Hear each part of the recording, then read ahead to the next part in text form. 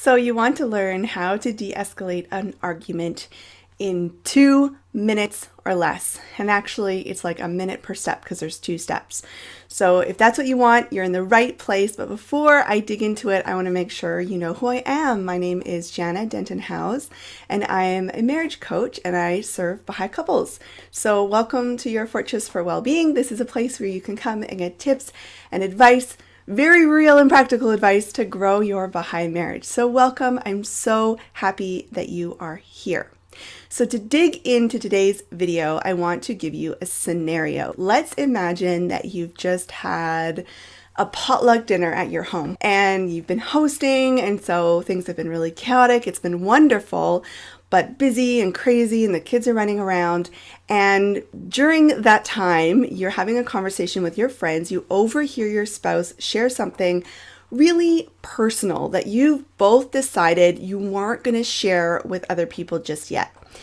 And as soon as you hear it, your face gets flushed, your heart starts racing, you have all sorts of irrational thoughts about why they did it and how maybe you don't trust them and why did they do this again. And before you know it, as soon as the last guest closes the front door and you are sure that they have left the driveway, you lay into your spouse. You are raging freaking mad. You are yelling all sorts of stuff like, how could you, and you always, and you never. And at first, your spouse is just a little defensive, but they quickly get into the heat of the moment too, and they're in full-blown anger, and it's not pretty. But luckily, about 0.68 seconds into it, you remember, right, Jana gave me something to do in this moment. Just 2 really simple questions. So the first question is, what do I need? So let's take this scenario for example. You've been hosting, so you probably haven't had a proper meal. So you maybe had a plate of food that you kind of set here and set there as you were doing all the work required. And so you're probably needing some food. That is usually my primary thing I need because I get really low blood sugar, and when I get low blood sugar, I'm irrational. Maybe in this scenario, you're thirsty. Maybe just your mind is cluttered because the kitchen is a disaster and the kids are screaming, they're running around, they're on some sugar high, and so there's just kind of, maybe you need to use the washroom because you've been holding it the whole time. So the first question, deal with your physical needs because they really, really affect how you're showing up. What do I need? And you can just say, whoa, just hold on a minute. I've just realized that I need to have some food and I need to drink something. We need to get the kids to sleep. Let's just put a pause on this for a moment and you can go take care of your needs. And while you're taking care of your needs, you can ask yourself the second most important question.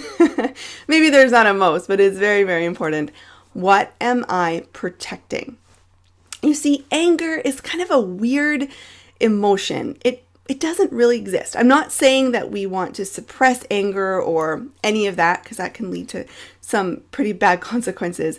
We need to voice what's going on for us, but anger is a protection. It protects something much more vulnerable and much more tender that doesn't want to get hurt. So what are you protecting? Am I protecting my hurt feelings? Am I protecting not feeling valued in this relationship? Am I protecting not feeling important or accepted or respected or loved or cherished or cared for? Maybe I'm protecting because I don't feel safe. Or the trust has been broken. And then comes the fun part. You are vulnerable with your spouse. And I know that word is super scary and, you want to just protect it right away. Like, oh no, we can't be vulnerable. But the great thing about vulnerability is that it invites vulnerability. And I have seen in my own marriage and also in my clients' relationships, the most beautiful moments of connection happen after this kind of process where you have a raging fight, you go away and take care of your needs, and then you're able to ask, what am I protecting? And then you share it with your spouse.